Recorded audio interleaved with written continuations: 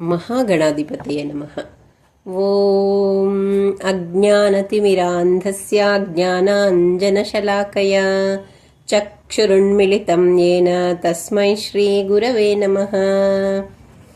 ಜ್ಞಾನವೆಂಬ ದಿವಿಟಿಗೆಯನ್ನು ಬೆಳಗಿಸಿ ಅಜ್ಞಾನವೆಂಬ ಅಂಧಕಾರದಿಂದ ಕುರುಡನಾಗಿದ್ದ ನನ್ನ ಕಣ್ಣುಗಳನ್ನು ತೆರೆಸಿದ ಗುರುದೇವರಿಗೆ ನನ್ನ ಗೌರವಪೂರ್ವಕ ನಮನೆಗಳು.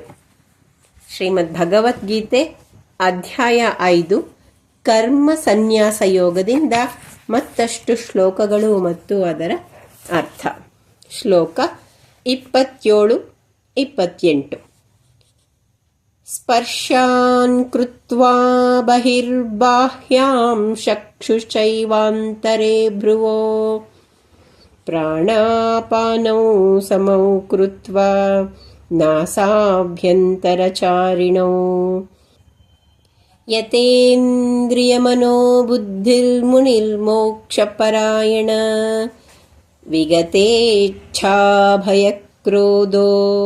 ಯಸದಾ ಮುಕ್ತಯೇವ ಸ. ಅರ್ಥ: ಯಾವ ಯೋಗಿಯು ತನ್ನ ಬಾಹ್ಯ ವಿಷಯೇಂದ್ರಿಗಳನ್ನು ಮುಚ್ಚಿಕೊಂಡಿರುತ್ತಾನೋ, ನಾಸಿಕ ರಂಧ್ರಗಳ ಮೂಲಕ ಹರಿಯುವ ಉಚ್ಛ್ವಾಸ ನಿಶ್ವಾಸಗಳನ್ನು ಸ್ಥಿರಗೊಳಿಸುತ್ತಾ ತನ್ನ ಏಕಾಗ್ರತೆಯನ್ನು ಭ್ರೂ ಮಧ್ಯದಲ್ಲಿ ಸ್ಥಿರಗೊಳಿಸಿ ಇಂದ್ರಿಯಗಳನ್ನು, ಮನಸ್ಸನ್ನು ಮತ್ತು ಬುದ್ಧಿಯನ್ನು ನಿಯಂತ್ರಿಸುತ್ತಾನೋ ಅವನು ಮೋಕ್ಷದ ಪ್ರಾಪ್ತಿಗೆ ಸಮರ್ಪಿತನಾದವನು. ಅವನು ಎಂದೂ ಕಾಮ, ಕ್ರೋಧ ಮತ್ತು ಭಯಗಳಿಂದ ಹೊರಹೊಮ್ಮುವ ಬಯಕೆಗಳಿಂದ ಬಂಧಿತನಲ್ಲ ಮತ್ತು ಅವನು ನಿಶ್ಚಯವಾಗಿ ಯಾವಾಗಲೂ ಮುಕ್ತನು. ಶ್ಲೋಕ 29. ಭೋಕ್ತಾರಂ ಯಜ್ಞತಪಸಾಂ ಸರ್ವಲೋಕಮಹೇಶ್ವರಂ ಸುಹೃದಂ ಸರ್ವಭೂತಾನಾಂ ಜ್ಞಾತ್ವಾ ಮಾಂ ಶಾಂತಿಮೃಚ್ಛತಿ. ಅರ್ಥ: ನನ್ನನ್ನು ಎಲ್ಲ ಯಜ್ಞಗಳ ಮತ್ತು ತಪಶ್ಚರ್ಯಗಳ ಮೂಲ ಭೋಕ್ತಾರ, ಎಲ್ಲ ಲೋಕಗಳ ನಿಯಂತ್ರಕ, ಎಲ್ಲ ಜೀವಾತ್ಮರ ಸ್ನೇಹಿತ ಮತ್ತು ಪೋಷಕ ಎಂದು ತಿಳಿದುಕೊಂಡವನು ಶಾಂತಿಯನ್ನು ಗಳಿಸುತ್ತಾನೆ.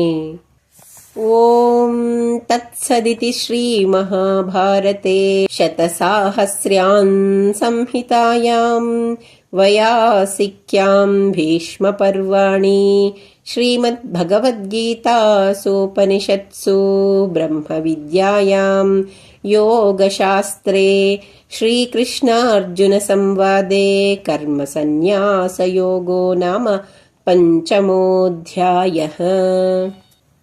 ಓಂ ತತ್ಸತ್. ಇಲ್ಲಿಗೆ ಮಹರ್ಷಿ ವ್ಯಾಸರಿಂದ 1,00,000 ಶ್ಲೋಕಗಳ ಮೂಲಕ ರಚಿತವಾದ ಶ್ರೀ ಮಹಾಭಾರತದ ಭೀಷ್ಮ ಪರ್ವದ ಭಾಗವಾದ ದಿವ್ಯಜ್ಞಾನವನ್ನು ಬೋಧಿಸುವ ಶ್ರೀಕೃಷ್ಣಾರ್ಜುನ ಸಂವಾದದ ಯೋಗಶಾಸ್ತ್ರ ಎಂದು ಕರೆಯಲ್ಪಡುವ ಶ್ರೀಮದ್ ಭಗವದ್ಗೀತಾ ಉಪನಿಷತ್ತಿನ ಕರ್ಮ ಸನ್ಯಾಸ ಯೋಗ ಎಂಬ 5ನೇ ಅಧ್ಯಾಯವು ಮುಕ್ತಾಯಗೊಳ್ಳುತ್ತದೆ.